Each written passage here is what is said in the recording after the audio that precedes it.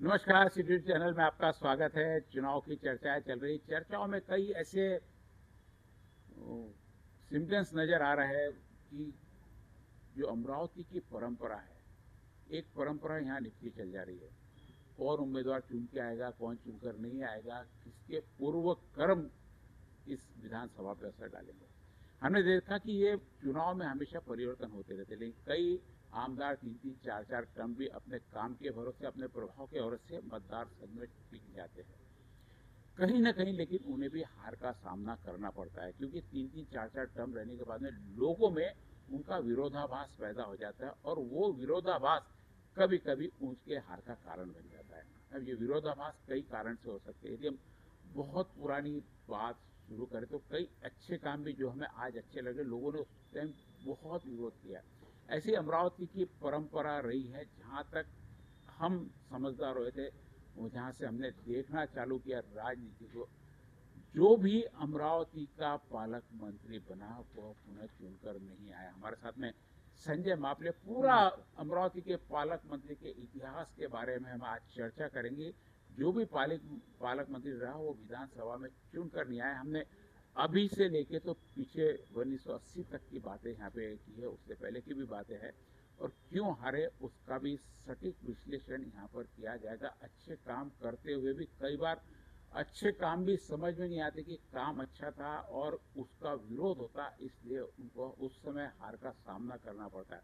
कारण कुछ भी हो, एक बार यदि हार गया तो ये परंपरा बन गई कि अमरावती से जो भी पालक मंत्री बनता है वह चुनकर नहीं आता है।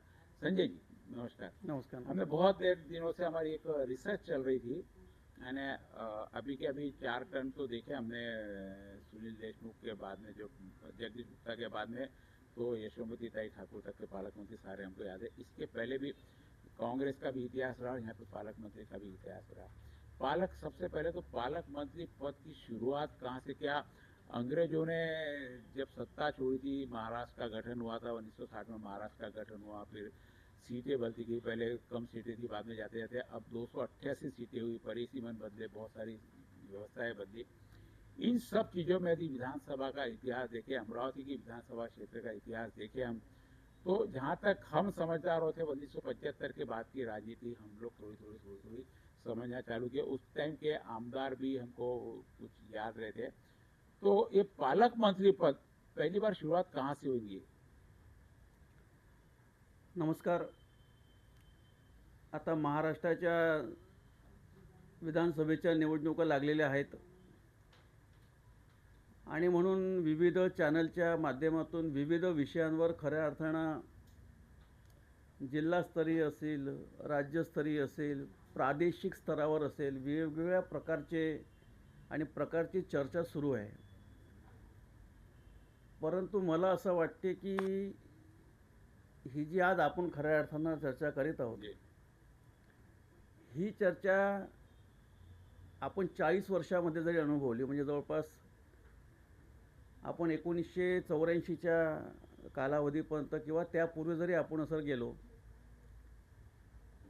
तर आपल्याला असं पाहायला मिळते की पालकमंत्री पदावर बोलण्यापेक्षा माझं असं मत आहे की माझ्या माहितीप्रमाणे महाराष्ट्र राज्य असं आहे की ज्या ठिकाणी पालकमंत्र्यांचं पद आहे।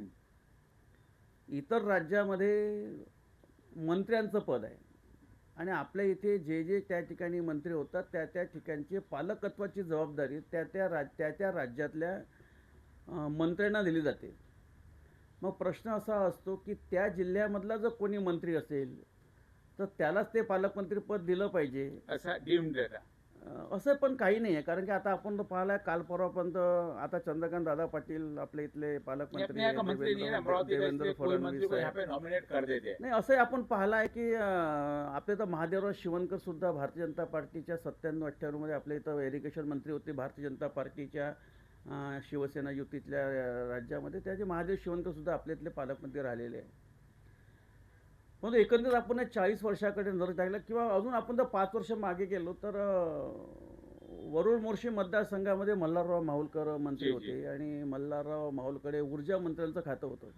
तो पहला पालक मंत्री पहला पालक मंत्री पद कहाँ से शुरू हुआ है? मला असं वाटतं हे 1980 नंतरच्या सगळ्या वही घटना पहले म्हणजे सुरेंद्र भुयार जेव्हा 1984ला आमदार होते, 1982-84ला, तेव्हा सुरेंद्र भुयार सुद्धा अमरावतीचे पालकमंत्री होते. आणि त्याच कालावधीमध्ये म्हणजे असं ठोक मानानं सांगता येईल आपल्याला की जेव्हा पुलोचं सरकार आलं, म्हणजे शरद पवार साहेब जेव्हा महाराष्ट्राचे मुख्यमंत्री झाले, तेव्हा पालकमंत्र्यांकडे त्या त्या जिल्ह्याच्या जबाबदाऱ्या खऱ्या अर्थानं सोपवण्यात आल्या. पालकमंत्री की कल्पना ये पुलोद के शरद पवार की हां, शरद पवारांच्या कारकिर्दीमध्ये ते पालकमंत्र्याचं पद चालू झालं. त्याच्यापूर्वी मला असं वाटतं की नव्हतं, कारण माझ्या माहिती पण, कारण तेव्हा पण मी खूप लहान होतो. पण जेव्हा जोपर्यंत मला आठवते की मल्हारराव माहुलकर जेव्हा वरुड मोर्शी मतदारसंघाचे आमदार होते, आणि त्या तेवढ्याच्या कालावधीमध्ये खऱ्या अर्थानं अप्पर वर्धेच्या धरणाचं सुद्धा खऱ्या अर्थानं चालू होतं. ते त्यांची मांडणी तेव्हा खऱ्या अर्थानं ऑन डिझाईन तेव्हा केली गेली होती.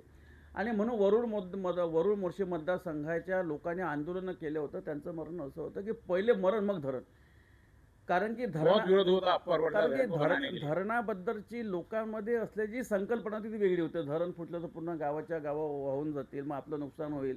राजनीतिक विरोध बताने के लिए नाही, राजनीतिक विरोध म्हणजे राजनीतिक विरोध मी असं म्हणणार नाही की जवळपास अतिशय आपण पाहिलं की 90-95 पर्यंत देशामध्ये आणि राज्यामध्ये एकछत्री कारभार काँग्रेस पक्षाचा होता. आणि विशेषतः आपण म्हणजे इंदिरा गांधींच्या आणीबाणीचा कालावधी, तो जो कालावधी सोडला, म्हणजे चरणसिंग असेल, मोरारजी देसाईजी असेल किंवा इंदिराजी गांधी असेल, तो जो कालावधी सुद्धा, म्हणजे सुवर्ण मंदिरावर जो आतंकवाद्यांचा जो म्हणजे तो जो विषय होता, तो विषय सोडला तर सगळ्या पूर्ण एकछत्री कारभार खऱ्या अर्थानं देशामध्ये आणि राज्यामध्ये काँग्रेस पक्षाचा होता. आणि तशाही परिस्थितीत म्हणजे इंदिरा गांधी जेव्हा देशाच्या PM होत्या, संपूर्ण देशामध्ये काँग्रेसची हानी झाल्यानंतरही विदर्भातल्या लोकांनी काँग्रेसला तेव्हा कल दिला होता. आणि म्हणून एक संकल्पना तेव्हा अशी होती की म्हणजे धरणाला लोकांचा विरोध होता. म्हणजे मोठे धरणाचं तेव्हा खऱ्या अर्थानं खूप मोठे धरणं, भाकरानांगरपासून गोसीखुर्दपासून अनेक धरणं तेव्हा महाराष्ट्र राज्यामध्ये तयार झाली. आणि म्हणजे तेव्हापासून जर आपण कारकिर्दी पाहिलं तर आपल्या कारकिर्दीमध्ये आपल्याला असं आढळून येतं की पालकमंत्रीपद खऱ्या अर्थानं ज्यांनी भूषवलं त्यांना दुसऱ्या निवडणुकीमध्ये, तिसऱ्या निवडणुकीमध्ये त्यांना पराभव पत्करावा लागला. आपण या ठिकाणी सत्य परिस्थिती मांडूया. म्हणजे माझं असं मत आहे की परंपरा चली आ रही है. आपण पालकमंत्रीपद शाप की अभिशाप या विषयावर बोलण्यापेक्षा माझं असं मत आहे की जी सत्य परिस्थिती आपण या 40 वर्षामध्ये आपल्याला जिल्ह्याच्या राजकारणाने आपण अनुभवला, जिल्ह्यानं पाहिला, जिल्ह्याने अनेक मंत्री पाहिले, अनेक आमदार पाहिलेत, खासदार पाहिलेत.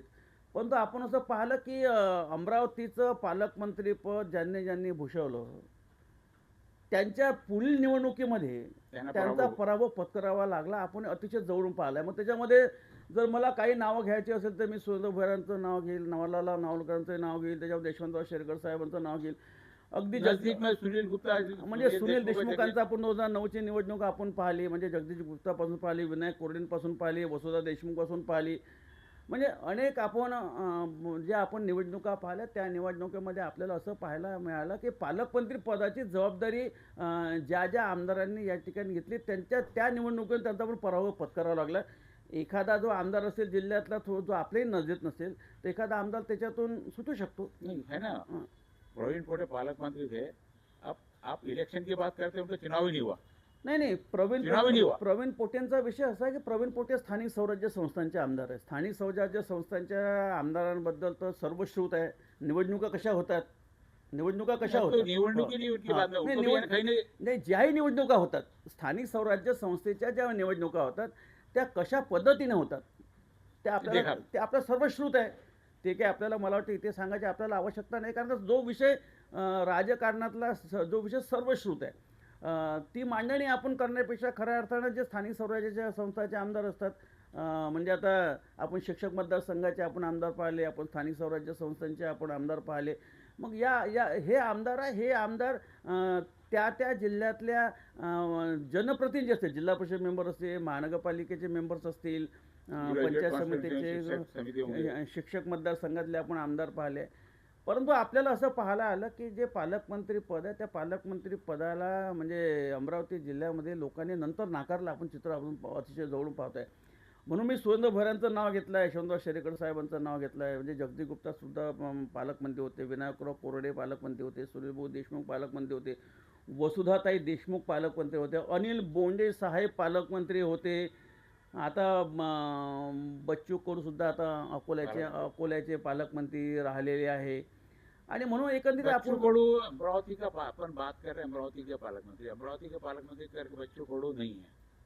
नहीं, आता अपन अमरावती के जिले से आमदार जरूर है वो, ये पालक मंत्री पद यहाँ पे नहीं होगा. और अभी वर्तमान में 4 पालक मंत्री आपस चुनाव लड़ रहे हैं. अमरावती से सुनील देशमुख है, साथ में जगदीश गुप्ता है, इधर यशोमती ताई ठाकुर है, और अकोला के पालक मंत्री रहे बच्चू कडू. ऐसे 4 पालक मंत्री अमरावती जिले में चुनाव लड़ रहे हैं. 2 पालक मंत्री तो आमने सामने आएंगे अभी, जगदीश गुप्ता और सुनील देशमुख. हालांकि जगदीश गुप्ता अपक्ष लड़ रहे, किसी पार्टी की टिकट अभी तक नहीं है. कल हमारे पास चुनाव हमारे इंटरव्यू में आए हुए थे, उन्होंने कहा कि मेरा लड़ना तय है, मैं चुनाव लड़ रहा हूँ, राजनीति नहीं कर रहा हूँ. बहुत स्पष्ट बातों कर रहा, राजनीति करने चुनाव लड़ने आया हूँ मैं, ये बात उन्होंने हमारे पे आके कही है. तो 2 पालक मंत्री यहाँ पे आपस में अभी आमने सामने. ये बहुत पुरानी जोड़ी, कॉलेज के समय से ये दोनों जगदीश गुप्ता और सुनील देशमुख कॉलेज के समय करीब करीब 1978-80 से लगातार देख रहा हूँ, दोनों आमने सामने उस समय भी है. ये ABVP चलाते थे, ये NSUI चलाते थे. तो आज फिर यानी 40-45 साल बाद भी वही आमना सामना वही कायम है. लोग परिवर्तन मांग रहे हैं, हम वापस 1980 के दौर में. आपका नाही, माझं असं मत आहे की एक तर ज्या निवडणुका आपण पाहताय, या निवडणुका सगळ्या विचारधारेच्या पलीकडे निवडणुका, म्हणजे विचारधारा विचारधारा निवडणुकीमध्ये आता विचारधारा राहिलेली नाही.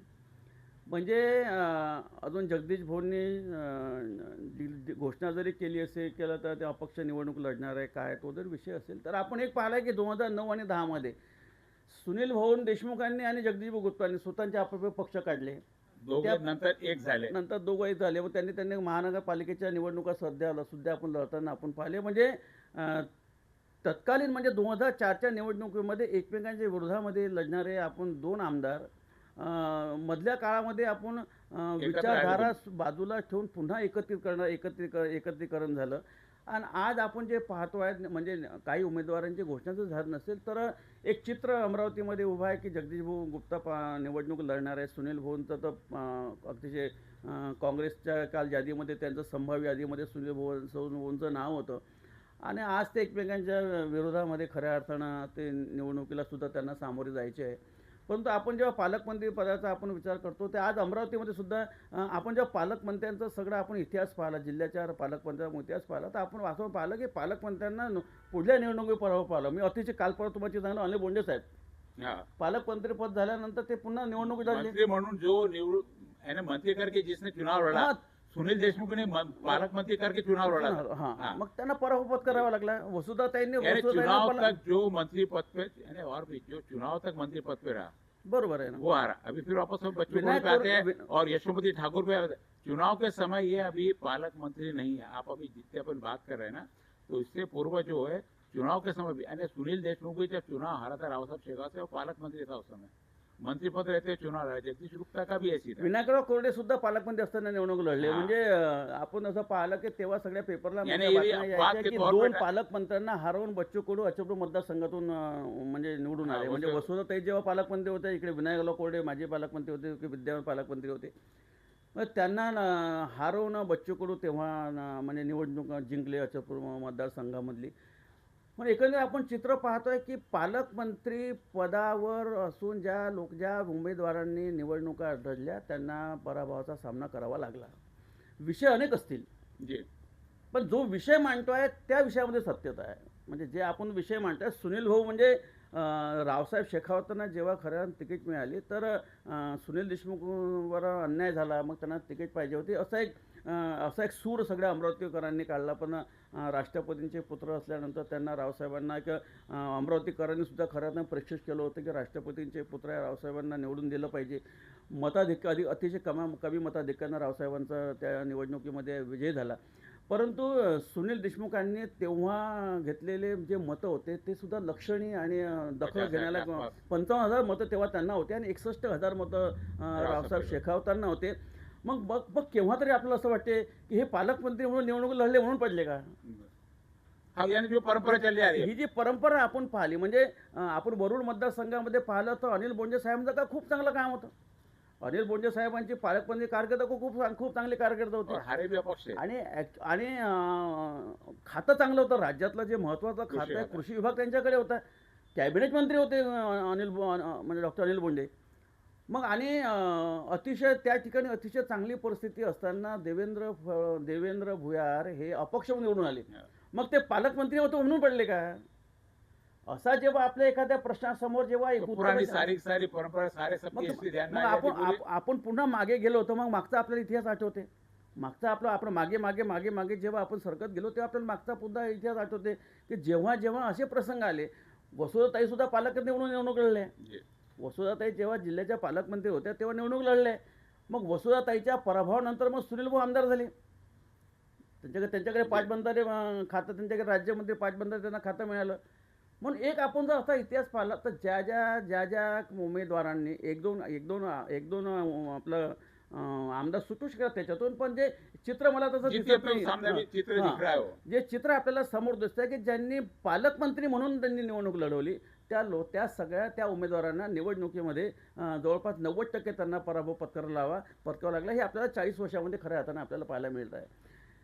आता इथे आपला प्रश्न पडतो की मग पालकमंत्री असताना मंत्री असताना मतदारांनी पराभव का केला? या विषयाकडे जेव्हा आपण जातो तर तेव्हा पालकमंत्री पदाची जबाबदारी जरी एका जिल्ह्याची असेल तरी त्या आमदारावर त्या मंत्र्यांवर मिळालेल्या खात्याच्या मंत्रिपदाची जबाबदारी महाराष्ट्राची असते. आणि महाराष्ट्राची जबाबदारी असल्यामुळं त्या मंत्र्याला त्या खात्याला न्याय मिळवून देण्याकरता संपूर्ण महाराष्ट्र त्याला खऱ्या अर्थानं पिंजून काढावा लागतो. कारण की तसे जे डिटेल्स आहे, तसे जे प्रोग्रेस रिपोर्ट आहे, खऱ्या अर्थ तुम्हाला वरिष्ठांकडे द्यावा लागतो. त्याच्यामुळे त्या मतदारसंघामध्ये त्यांचे दौरे, त्यांचा संपर्क हा सगळ्या राज्य पिंजून काढल्यामुळे तो कमी होतो. मग त्याच्या विरोधामधले प्रतिस्पर्धीचे उमेदवार असतात, त्या उमेदवाराला त्या ठिकाणी काम करणं सोयीचं जातं आणि तो प्रत्येकाच्या कॉन्टॅक्टमध्ये राहतो. म्हणजे आपण जर एकदा रिसर्च पाहिला की मंत्र्यांना आणि पालकमंत्र्यांना पराभव का पत्करावा लागला? त्यांना जे रिपोर्ट आहे ते राज्याच्या संपूर्ण दौऱ्यामध्ये जिल्ह्याचा पालकमंत्री पद जेवढं महत्त्वाचं तर जिल्ह्याच्या त्या खात्याच्या मंत्री असल्यामुळे त्यांना राज्य पिंजून काढावं लागतं.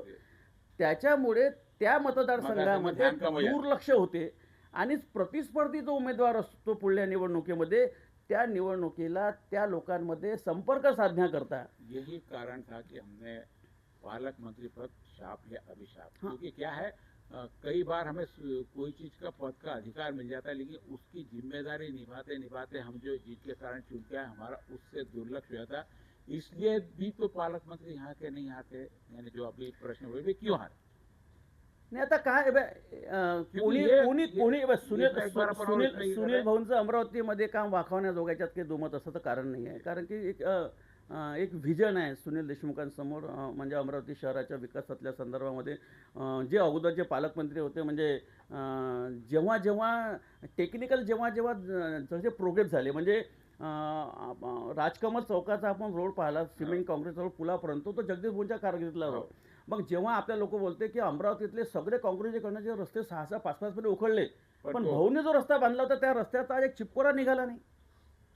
ज्या वेळेस जी टेक्नॉलॉजी डेव्हलप झाली त्यावेळेस ज्या मंत्र्यांनी कामं केले, म्हणजे अमरावती त्याचा उपयोग केला, चांगले कामं केले. परंतु ज्या उमेदवाराकडे ज्या आमदारांकडे मंत्रिपद आलं त्या मंत्रिपदाचं आल्यानंतर मतदारांच्या त्यांच्याकडे अपेक्षा वाढतात की मी ज्यांच्याकरता मी मागच्या निवडणुकीमध्ये भरघोस काम केलं, एक मत मी त्यांच्याकरता घराघरात जाऊन मांडलं, माझं काम नाही झालं तर आमदारांकडून जेवढ्या मतदारांच्या अपेक्षा नसतात त्याच्यापेक्षा जास्त अपेक्षा मतदारांचा हा मंत्र्यांकडून असतात. आणि एखादं काम जर मंत्र्यांकडून झालं नाही तर मग त्याला विरोध करायला सुरुवात होते, मग नाराजीचा सूर येतो. आणि अशानं सुद्धा खऱ्या अर्थानं त्या मतदारसंघातलं 7 ते 8% मतदान कमी होताना आपण पाहिलंय नाराजीच्या सुरामध्ये.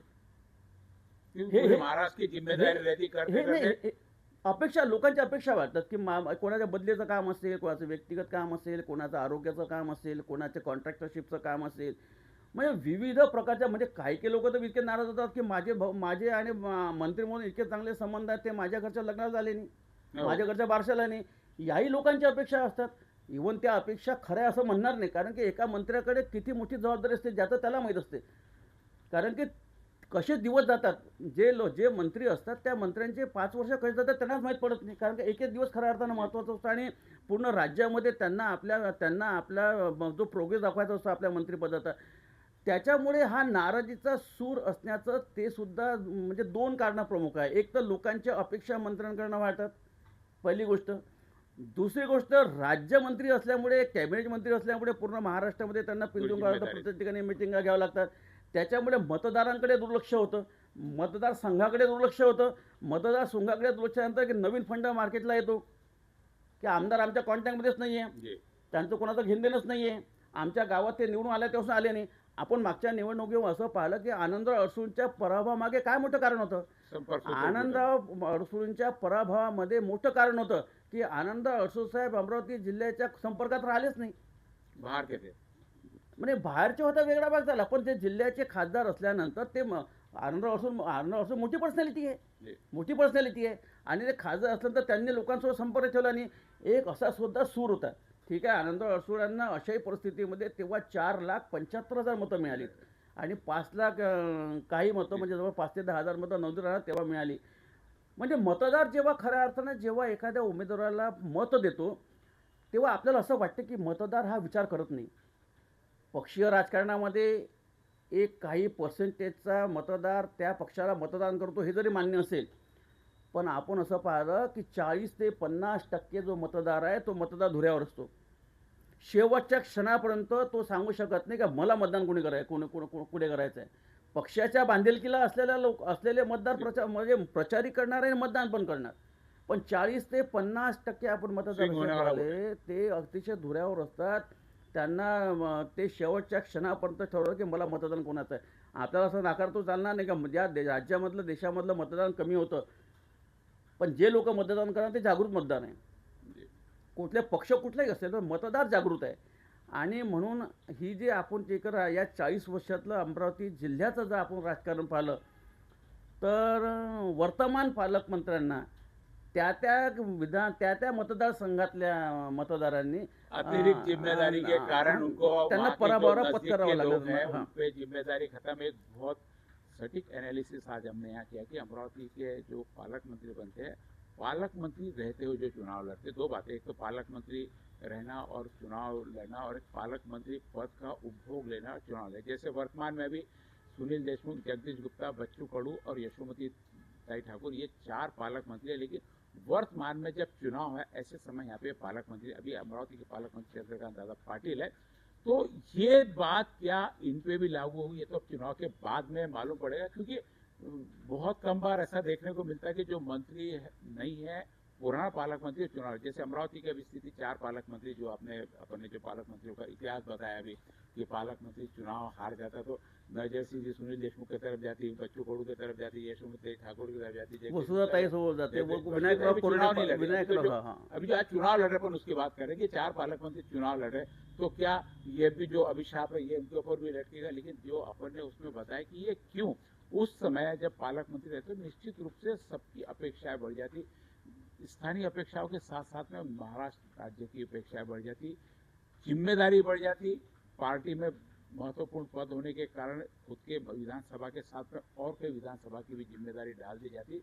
तो ये सब चीजों का अमरावती के पालक मंत्री शायद उस समय को अपन पूरा जजमेंट नहीं ले पाते होंगे और उसके कारण कहीं तो भी कोई चूक हो जाती इसलिए. लेकिन वर्तमान में अभी अमरावती में जो पालक मंत्री 4 माजी पालक मंत्री लग रहे हैं, कहीं पे भी अभी करंट में ऐसी स्थिति है शायद उनके लिए यह बात ना लागू. कोई बहुत ऐसा नहीं कि भाई पालक मंत्री हारता तो कार्यकर्ता सारे सोचे भाई ये भी पालक मंत्री आए, तो ऐसा नहीं है. पालक नाही आता हा झाला आपला एक विषय. दुसरा विषय आपण असं बोललो की जे विद्यमान पालकमंत्री राहिले, सुनील देशमुख आमदार होते, आता त्यांच्या पालकमंत्री पदाच्या कालावधीला जवळ 15 वर्षाचा कालावधी झाला. अरे वो चल गया. यशोमती ताई त्यांचा कालावधी आता 2.5 वर्षाच्या वर झाला. म्हणजे त्यांना मतदारसंघामध्ये वेळ मिळाला त्यांना काम करण्याकरता. हां, मग मतदार शेवटी राज्यामध्ये कितीही तुम्ही प्रचार केलात तरी तुम्हाला निवडून आणणारा जो वर्ग आहे तो मतदार तुमच्या मतदारसंघातला आहे ना. तुम्हाला 2.5 वर्ष तुम्हाला त्यांच्या मतदारसंघामध्ये भेटले. त्याच्यामुळे आता सुनील देशमुख 15 वर्षापासून जवळपास म्हणजे ते आता मधल्या काळामध्ये भारतीय जनता पार्टीचे आमदार होते. त्याच्यानंतर त्यांना जो कालावधी मिळाला, आता ह्या 15 वर्षाचा कालावधी त्यांचा पालकमंत्री पदाचा गेला, जनसंपर्काला मोठा त्यांना कालावधी मिळाला. आम्ही जगदीश गुप्तांबद्दल बोललो तर त्यांचा कालावधी 20 वर्षाच्या जवळपास म्हणजे 18-19 वर्षाचा कालावधी त्यांना सुद्धा आता या मतदारसंघामध्ये आहे. पण आपण एक चित्र पाहिलं की जे तेव्हाचे पालकमंत्री होते त्यांनी निवडणूक लढवली. त्यांना मात्र सुनील देशमुख असे, जगदीश गुप्ता असे, विनायकराव कोरडेल असतील, वसुंधरा देशमुख असतील, डॉक्टर अनिल बोंडे असतील, प्रवीण पोटे साहेबांना विषय का लागू होत नाही. प्रवीण पोटे साहेब ते पब्लिक मधली निवडणूक ते लढले नाहीये, त्याच्यामुळे त्यांचा या विषयाशी त्यांचा काही संबंध नाही असं मला वाटते. आणि म्हणून येणारी जी निवडणूक आहे या निवडणुकीमध्ये सुद्धा खऱ्या अर्थानं ज्या ज्या उमेदवारांनी मतदारसंघाकडे दुर्लक्ष केलं, मतदारसंघाच्या मतदारांच्या संपर्कामध्ये राहिले नाही, विकास आणि माझं व्यक्तिगत मत आहे, विकास हा निवडणुकीचा क्रायटेरिया आता राहिला नाही. विकास एक तर सगळे निवडणुकीचे सगळे विषय बदललेले आहे. म्हणजे एक तर धार्मिकतेकडे आपण आलेलो आहे, व्यक्तिगत नात्यापोत्यात आपण आलेलो आहे, जातीय राजकारणामध्ये आलेलो आहे, धर्मीय राजकारणामध्ये आपण आलेलो आहे. त्याच्यानंतर आपण आपल्या जवळचे 50-100 लोक जे आपण जुळवून ठेवले त्या लोकांवर खऱ्या अर्थानं निवडणूक डिपेंड करते. हम भी यहाँ पे चर्चा कर रहे हैं, विचार इससे क्या कर रहे हैं, उसके समाज के लोग कितने, पिछली बार वोट कितने मिलेंगे, जाति का समीकरण क्या रहेगा, कौन से जाति के आदमी को टिकट दी, कौन सी जाति को आदमी को टिकट नहीं दी, किसको मिला किसको नहीं मिला, अपने तरफ आकर्षित करने के लिए लोगों ने भी लालच दी. तो ये सब चीजें अभी उस चीज के मायने में नहीं देगी कहीं ना कहीं. लेकिन आज भी धार्मिक और जाति का समीकरण की बहुत जातीय राजकारण, विकास की बात नहीं, जातीय राजकारण आपण जवळून पाहतोय. म्हणजे मनोज जरांगेंचं जे मराठ्याचं आंदोलन चालू आहे आपण जातीय राजकारण जवळून पाहतोय ना. लोकसभेच्या निवडणुकीमध्ये सगळ्यात जास्त पराभव मराठवाड्यामध्ये पत्करावा लागला. म्हणजे मराठवाड्यामध्ये जो मोठ्या प्रमाणामध्ये मराठा वर्ग म्हणतो, आपल्याकडे ठीक आहे, विदर्भामध्ये आपण मराठा कमी, आपण कुणबी आपण हे म्हणतो, तर म्हणजे विदर्भामध्ये आपण असं पाहिलं तर काँग्रेसचं काही नुकसान नाही झालं. मागच्या विधानसभेमध्ये 15 आमदार विदर्भातून होते. पण आता जे आपण हे जे मनोज जरांगेंचं आपण जे मराठ्यांचं आंदोलन पाहतो आहे, तर एकीकडे आपण पाहतो ना की जातीपातीच्या राजकारणात कुठल्या जातीपातीचे कुठल्या व्यक्तीला किती मतदान भेट हा वेगळा भाग झाला. म्हणजे जेव्हा एखादा आपण इंटरव्ह्यू देतो म्हणजे कुठल्याही पक्षाच्या आपण वरिष्ठाकडे, तेव्हा ते जातीचे मतं विचारतात, जात कोणती आहे, जातीचे मतं. पण आपण त्याच्या पलीकडे थोडं आपण जाऊन पाहिलं तर मग प्रदीप वडनेरे आमदार झाले. किती आहे तिथे त्यांचा सोनार समाज. अमरावतीमध्ये लिंगायत वाणीमध्ये अनंतराव गुळे आमदार खासदार झाले. किती अमरावतीमध्ये मतदार आहे. रवी राणांचे किती मतदार आहे त्याच्यामध्ये आपण असाही विचार करतो. परंतु ज्या जाती महाराष्ट्र राज्यामध्ये दखल पात्र आहेत त्या जातीचा विचार करतात. मग जाती मोठ्या कुठल्या आहे. एक जात मराठा कुणबी सोबत जात आली, तेली, माळी आणि धनगर या राज्यातल्या मोठ्या जाती आहे. ओबीसी मधल्या या 4 जाती मोठ्या आहेत. म्हणजे मुंडे साहेबांच्या आपण त्या बीड साईडला गेलो तर तिथं तो समाज आहे, वंजारा समाज, म्हणजे तो समाज मोठो. परंतु राज्यामध्ये जर आपण पाहिलं तर म्हणजे कुणबी मराठा असेल, तेली असेल, माळी असेल, धनगर असेल, या जाती राजकारणामध्ये मोठ्या प्रमाणात राज्याच्या राजकारणात प्रभावित करतात. आणि त्याच्यामुळे खऱ्या अर्थानं राजकारणात ज्या वेळ सध्या राजकारण जात आहे त्यामुळे सगळ्या गोष्टीचा विचार करून लोक मतदान करतात असं या ठिकाणी मला सांगायचं आहे. बात चल रही थी पालक मंत्री पद की और जातिगत समीकरण पे आके हम लोग यहाँ पे ठहरे. चर्चाएं और भी चलती रहेगी सिटी न्यूज़ चैनल पर. आज एक विशेष चर्चा की पालक मंत्री पद, जो पालक मंत्री रहते हुए चुनाव जो लड़ता है, करीब करीब वो चुनाव हमेशा हमने जो यहाँ पे देखा वो हारा है. लेकिन उसके कारण बताया कि क्यों, और वही कारण देखते देखते हम देख रहे कि आज जो 4 पालक मंत्री उस जो अभिशाप की बात हम कर रहे थे वो अभिशाप से मुक्त है, क्योंकि सबको मतदार संघ में जाने को समय मिला. इसलिए शायद ये चुनाव, लेकिन अमरावती में 2 पालक मंत्री खड़े हैं, कम से कम एक को तो हारना है. तो उसमें भी शायद मुझे नहीं लगता कि ये नियम लागू होगा, क्योंकि अब दो पालक मंत्री आपस में लड़ेंगे तो वहां बोले कि शाप है अभिशाप है, तो वहां नहीं लागू हो सकता। तो यह एक सहज चर्चा थी जो हमने अभी तक अनुभूत की है, जो देखा है। कोई शाप या वरदान, लेकिन अभिशाप इसलिए कि पालक मंत्री पद रहते रहते पूरे प्रदेश की जिम्मेदारी आई थी। निश्चित रूप से जो उसका मतदार संघ रहता वहां से कहीं तो भी, क्योंकि क्या आखिरी में जो भी नजदीक का रहता उसको छोड़ा जाता, और मतदार संघ आमदार के सबसे नजदीक का रहता है तो उसके तरफ से ध्यान इग्नोर किया जाता है, उनसे हटाया जाता है, क्योंकि पूरे प्रदेश की जिम्मेदारी है।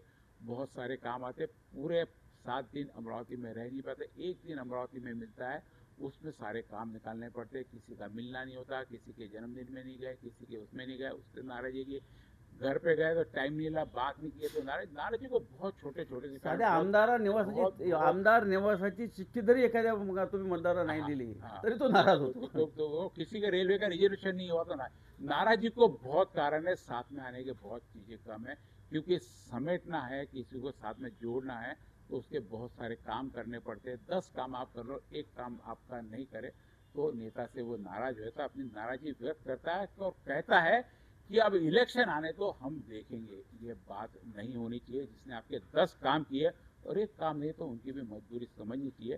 तो ये शाप या वरदान है, ये तो आने वाला चुनाव बताएगा। और भी नई चर्चा के साथ में आपसे जुड़ते रहेंगे। अब आज इसकी चर्चा अब विधानसभा के अनुसार कल हमने परत अचलपुर विधानसभा की बात की, बाकी 7 विधानसभा की चर्चा भी आपके सामने 1 से 2 दिन में पूरे विधानसभा की, किस विधानसभा में क्या संभावनाएं रहेगी, टिकट किसको मिलेगी नहीं मिलेगी, शाम तक बहुत सारी चीजें क्लियर हो जानी टिकट के लिए भी। लेकिन उसके बावजूद भी, टिकट मिलने के बावजूद भी कहाँ विरोध होगा, कहाँ अभी तांडव होगा, क्योंकि हमने अचलपुर देखा कि एक टिकट प्रवीण तायड़ो को देने के बाद में वहाँ पे बगावत के सुर आ गए। अब क्या बगावत ये पार्टी दबा पाएगी? यदि एक जगह की बगावत नहीं दबाई तो शायद और 29 तारीख तक और भी जगह की बगावत होने की संभावना बनते रहे। बगावत सभी पार्टियों में, ऐसा नहीं कि आज बीजेपी पार्टी में कल टिकट नहीं मिली तो कांग्रेस में भी कल टिकट नहीं मिलेगी, शिवसेना में होगी। ये बगावत का और अपना मैं खुद को प्रस्तावित करने के लिए कि मैं हूं, मेरा भी और ध्यान दो, इसके लिए सब आक्रोश करने की बात है। सारे लोग बाद में कहीं ना कहीं जाके सेट हो ही जाते हैं। आप देखते रहिए सिटी न्यूज़, हमारा सिटी न्यूज़ चैनल आप यूट्यूब, फेसबुक, इंस्टाग्राम सभी पर देख सकते हैं। साथ में यूट्यूब चैनल हमारा सारे टीवी चैनल पर दिखता है, आप घर बैठे इसमें देख सकते हैं। आप जहाँ भी हो, हर जगह मोबाइल में भी आपके साथ में टीवी चैनल हमारा चलेगा। आप देखते रहिए। आपके कमेंट्स और आपके सुझाव हमें बहुत महत्वपूर्ण रहते हैं। आप जरूर सुझाव और कमेंट्स हमें दें। नमस्कार। नमस्कार।